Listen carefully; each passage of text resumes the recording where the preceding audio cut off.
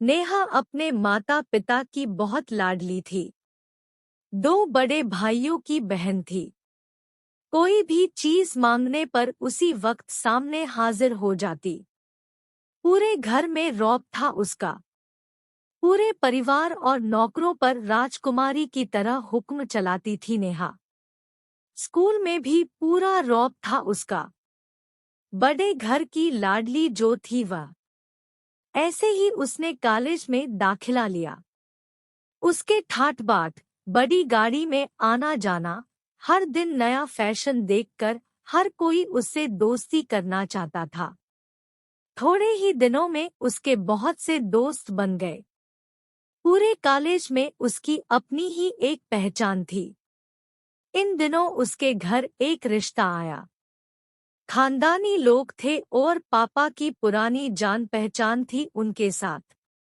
नेहा के साथ कोई जबरदस्ती नहीं थी। वर्टिकल बार पर नेहा ने फिर भी हाँ कर दी क्योंकि वह अपने परिवार से बहुत प्यार करती थी। वह जानती थी कि वह लोग उसका अच्छा ही सोचेंगे। लड़के का नाम मनोज था। मनोज काफी पढ़ा लिखा और समझदार लड़का था। ससुराल वाले भी बहुत अच्छे थे। ससुराल में नेहा की जगह वैसी ही थी जैसी कि मायके में। कोई भी कार्य नेहा की सलाह के बिना नहीं होती थी। सबकी लाडली बहू बन गई थी वह। फिर उसके घर एक बेटे का जन्म हुआ। सूरज नेहा को जान से प्यारा था। पोता पाकर ससुराल वाले तो फूले नहीं समाते थे। नेहा कभी कभी सोचती कि उसकी किस्मत कितनी अच्छी है। उसका हर अपना उसे कितना प्यार करता है। चाहे जीवन में कैसा भी समय आए मेरे अपने हमेशा मेरे साथ है। मैं कभी अकेली नहीं हो सकती। कितनी खुशकिस्मत हूँ मैं। पर शायद नेहा की खुशियों को उसकी अपनी ही नजर लग गई थी। एक दिन वह मायके जाने की जिद कर बैठी। मनोज को बहुत काम था, लेकिन वह फिर भी उसे ले गया। एक जरूरी सूचना साथ जो अभी तक चैनल को सब्सक्राइब नहीं किए हैं, राइट कॉर्नर में ब्लैक कलर के सब्सक्राइबर को टच करें। साथियों, जब आप चैनल को सब्सक्राइब करते हैं तो हमें मोटिवेशन मिलता है इसी तरह के स्टोरी वीडियो बनाने के लिए। तो चलिए चलते हैं कहानी की तरफ। रास्ते में उनकी गाड़ी अन्य गाड़ी से टकरा गई। नेहा, मनोज और सूरज बहुत बुरी तरह से जख्मी हो गए। काफी दिनों के इलाज के बाद मनोज और सूरज तो ठीक हो गए, लेकिन नेहा पूरी तरह ठीक ना हो सकी। सर पर चोट लगने के कारण वह अपनी आंखों की रोशनी खो बैठी। अब नेहा की किस्मत जैसे उल्टे पांव चलने लगी। मायके वाले कुछ दिनों तक उसे मिलने आते रहे, फिर कभी कभार फोन ही करके पूछ लेते कि अब कैसी हो। धीरे धीरे ये सिलसिला भी कम हो गया। ससुराल वालों की सहानुभूति भी कम होने लगी। घर में किसी को पास बैठने के लिए कहती तो जवाब मिलता बहुत काम है। मनोज भी चिड़चिड़ा हो गया था। बस सूरज ही था उसके साथ, जिसके साथ हंसते खेलते उसका वक्त गुजरता। एक दिन नेहा के हाथ से कुछ सामान गिर गया, जिसकी वजह से सूरज को हल्की सी चोट लग गई। नेहा के सास ससुर ने सूरज को उससे अलग कर दिया कि कहीं उसके ना देखने की वजह से बच्चे का कोई नुकसान ना हो जाए। नेहा अंदर से टूट चुकी थी। एक दिन उसने सबके सामने मायके जाने की इच्छा रखी तो मनोज उसे तुरंत मायके छोड़ आया, जैसे कि वह भी यही चाहता था।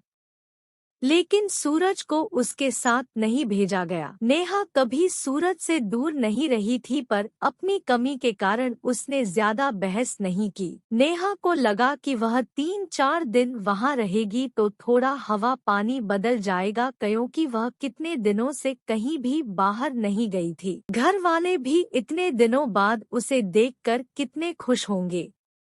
नेहा के घर पहुंचने पर सब लोग बहुत खुश हुए। खाने में सब कुछ नेहा की पसंद का ही बना था।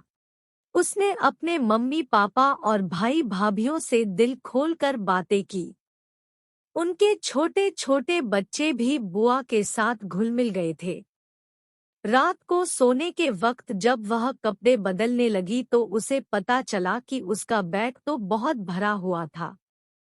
वह सब समझ गई। वह बहुत उदास हो गई।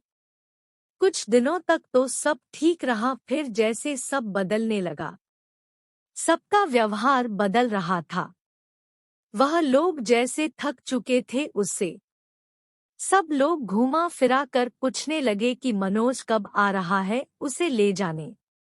वह बहाना बना देती, जबकि वह जानती थी कि उस घर में अब उसके लिए कोई जगह नहीं।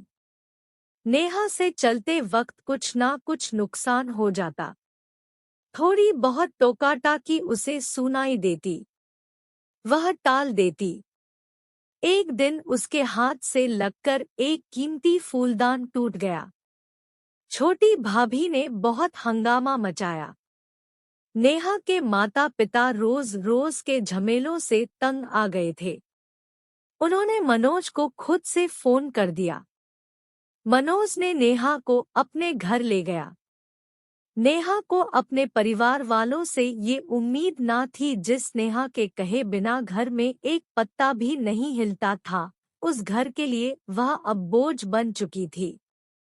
मनोज के साथ ससुराल आते वक्त वह बहुत खुश थी, क्योंकि वह अपने घर जा रही थी, अपने जिगर के टुकड़े सूरज के पास। परंतु यह खुशी भी कुछ पल की ही थी।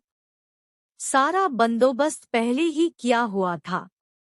नेहा को सीधे ऊपर वाले कमरे में पहुंचा दिया गया। सूरज से दूर रहने की सख्त चेतावनी दी गई।